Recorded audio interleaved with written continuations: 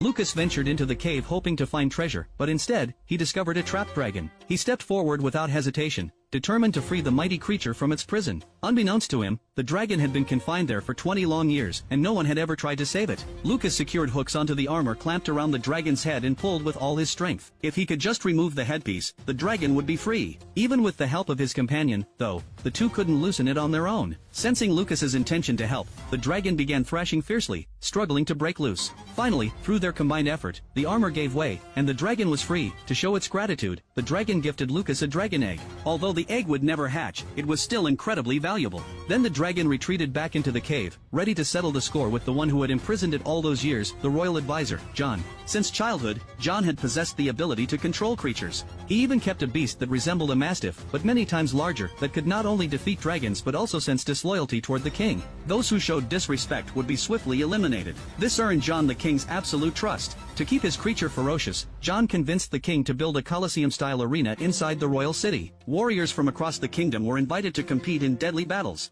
The ultimate victor would face ㄤ's beast, and whoever defeated it would receive a generous reward from the king. Within just 3 days, the king's decree spread throughout the land. Countless warriors answered the call, eager to claim the prize. But with so many competitors, each tribe was allowed to send only 3 fighters, and they had to form a team. Lucas, Kevin, and David, the strongest of their tribe, were chosen to represent their people. They set out for the royal city, unaware that the competition had already begun. ㄤ, using his power to manipulate creatures, had placed dangerous beings along the route to ambush the warriors. In the desert, a monster dragged Kevin underground. Using the sand as cover, it continued attacking Lucas and David. Fortunately, David was highly skilled. Armed with an iron spear, he fought back wisely. The creature tried to outmaneuver him by burrowing and striking unpredictably, but David saw through its tactics. With a swift move, he severed one of its tentacles, forcing it to flee in pain. Now down to 2 members, Lucas and David faced a serious problem. Without a third teammate, they couldn't enter the competition. Soon, they reached the royal city, where lodging was provided for the warriors. Of the many teams that had set out, only 8 remained, the rest had fallen to attacks along the way.